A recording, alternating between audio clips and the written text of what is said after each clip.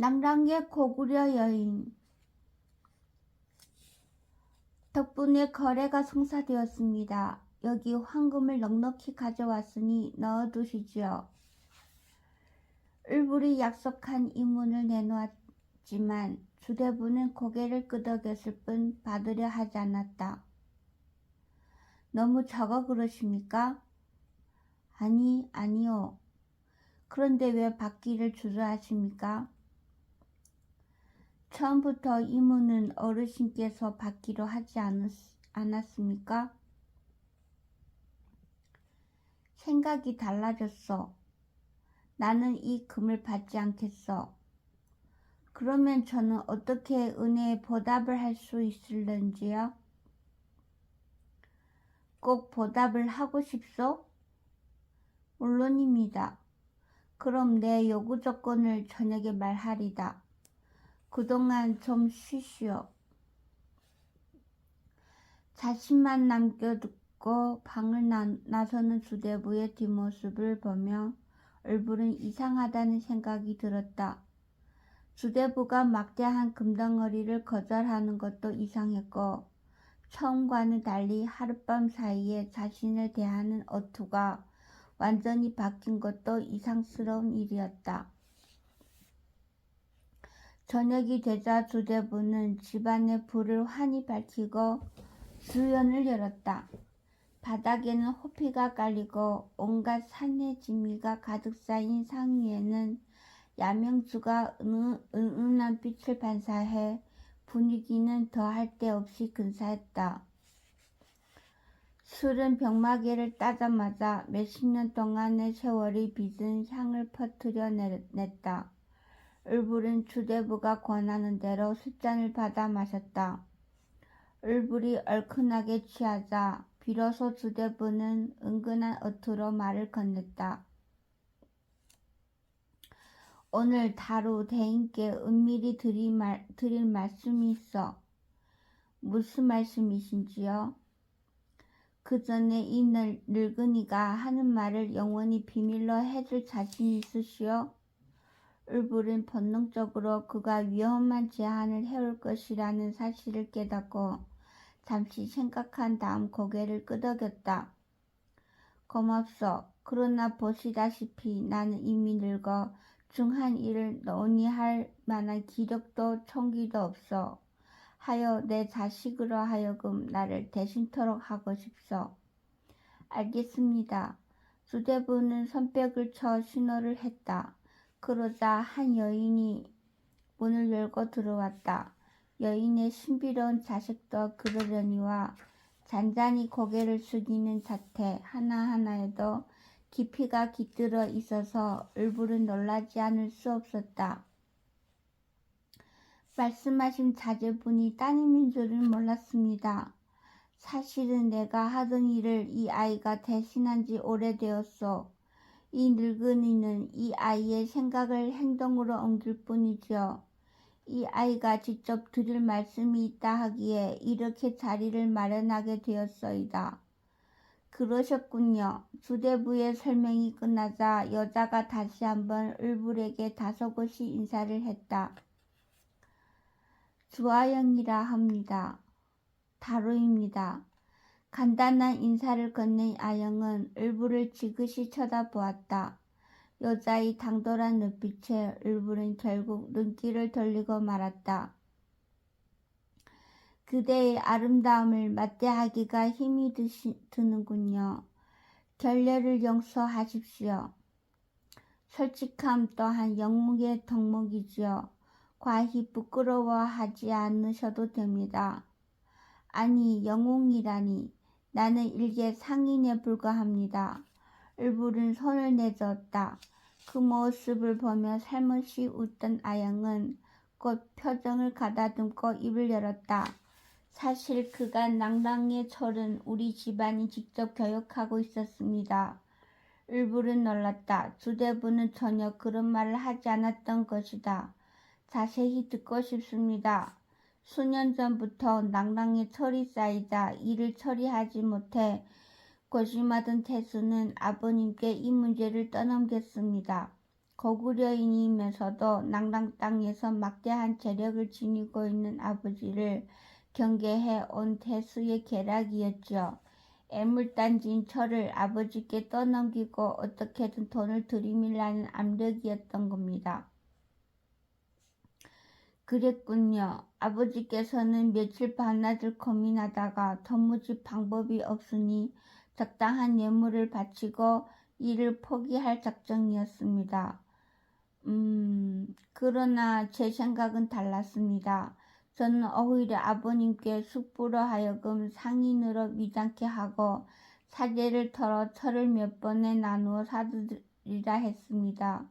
물론 아버지께서는 제 뜻을 따라주셨지요. 정말로 철이 팔리기 시작하자 태수는 기쁜 나머지 아버지를 의심하면서도 별다른 조사는 벌이지 않았습니다. 듣고 있던 을불이 물었다. 제 생각에 그다지 좋은 계획은 아니었던 듯한데 어르신께서는 전 재산을 소진할 때까지 철을 사들이다가 재력이 다하는 날부터 다시 궁지에 몰리지 않겠습니까? 어르신의 재산이 낭랑 전체의 철을 사들일 수 있을 만큼 많지 않은 이상이에요. 맞습니다. 태수도 거기까지 생각을 했던 것이죠. 을불은 다시 한번 아영의 얼굴을 바라보았다. 이토록 가녀린 여인의 입에서 나올 만한 내용들이 아니어서였다. 그 다음은 어찌되었습니까? 이야기가 길더라도 지루하다 생각 마시고 들어주십시오. 그로부터 아영의 긴 이야기가 이어졌다. 진나라 상인으로 위장한 주대부의 동생 주황은 쌓여가는 철을 바라보며 한숨만 내쉬고 있다가 아영이 찾아오자 뚱한 표정으로 물었다. 형님께서는 내 말대로 엄청난 돈을 들여 저 철을 사들이고 있지만 도무지 처리할 방법이 없으니 이를 어쩌면 좋으냐? 내가 생각한 바가 있어 그러한 계책을 냈을 텐데 이제 말을 해도 되지 않겠느냐? 숙부하는 태도적으로 쌓여가는 철을 바라보며 만족한 미소를 짓고 있던 아연은 숙부의 물음에 답하는 대신 엉뚱한 질문을 던졌다. 숙부님, 지금 북방에서 가장 커다란 전쟁을 치르고 있는 곳이 어디지요? 아무래도 선비가 아니겠느냐? 그런데 그건 왜 묻는 게냐? 중요한 일입니다. 선비는 본래 사나운 자들이라 서로 화합하지 못하고 전쟁을 계속하고 있다. 특히 최근에는 우문부와 단부가 치열하게 다투고 있다고 들었다. 선비 북쪽 초원지대에서 천막을 치고 풀을 따라 이동하며 유목생활을 하던 그들은 흉노가 후한과 전쟁을 벌이는 틈을 타 흉노를 서쪽으로 내쫓고 몽골 고원을 독차지하게 되었다. 한때는 단석괴라는 걸출한 인물이 등장하여 부족 통합을 이루기도 했으나 그의 사후 다시 사분오열되어 부족 간 피비린내 나는 전쟁을 치르고 있었다.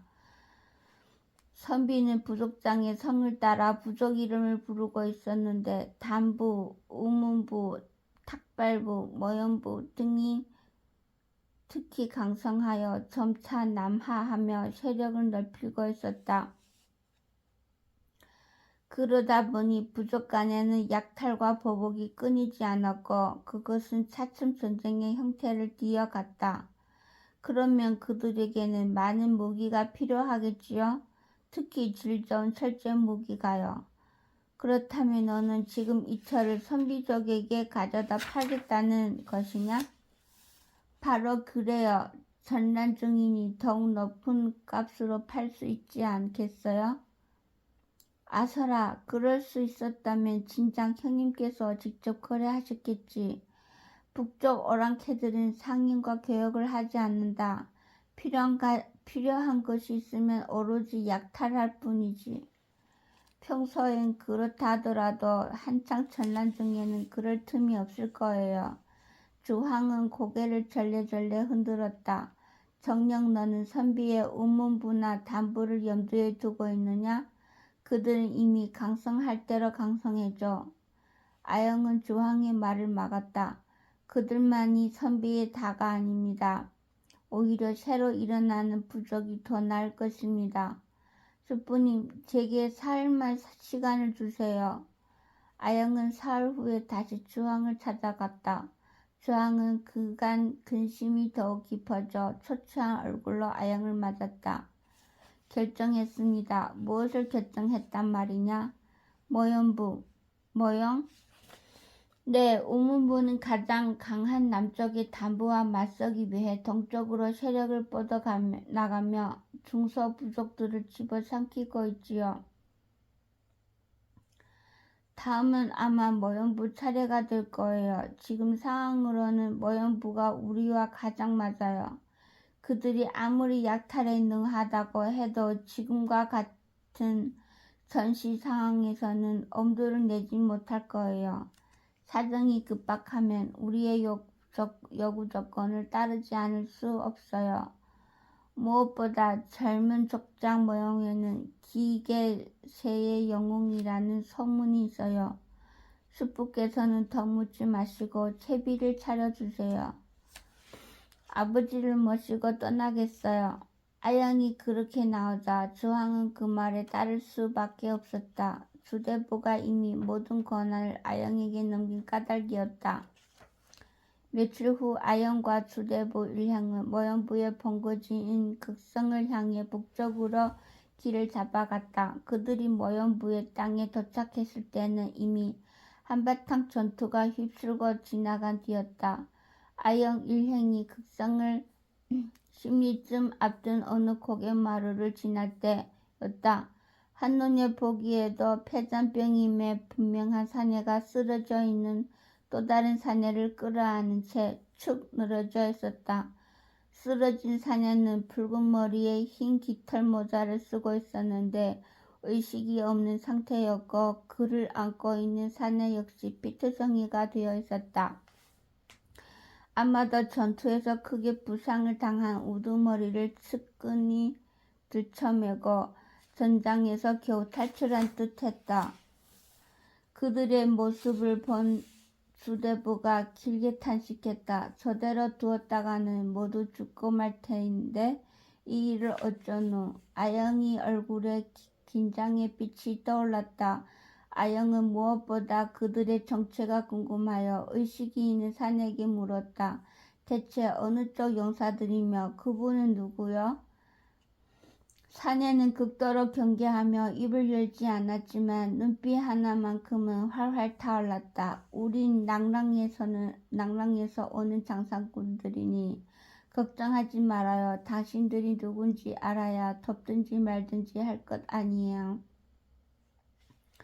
아영 일행을 눈으로 한 바퀴 둘러본 사내는 그제야 입을 열었다. 나는 모연부의 전사이며 이분은 우리의 족장님이시오. 아영은 깜짝 놀랐다. 모연부의 족장이라면 지금 자신이 찾아가고 있는 모영회가 아닌가?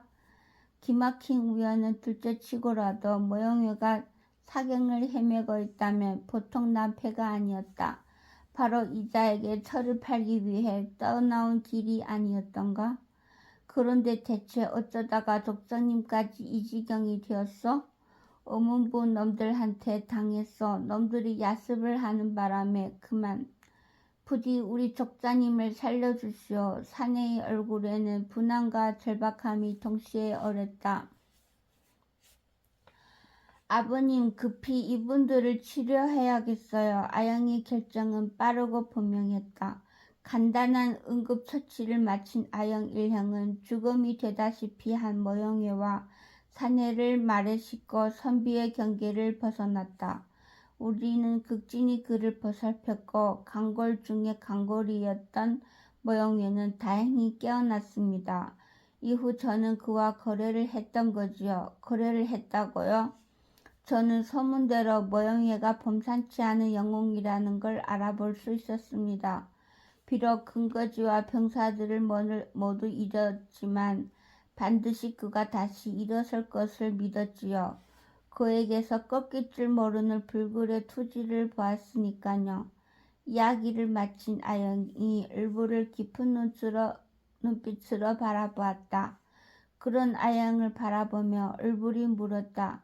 그래도 모영애는 당시에 크게 패해 사경을 넘나든 상황이니 가진 것이 없을 터이고 철값을 치를 수 있는 상황이 아니었을 텐데요.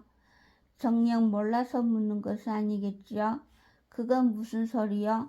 낭랑태수에게 하셨다는 말, 시간을 사겠다던 다루님의 말처럼 저 역시 내일을 봤던 거죠. 저는 무상으로 철을 공급했습니다. 대금은 그들이 제기한 이후에 받기로 하고요.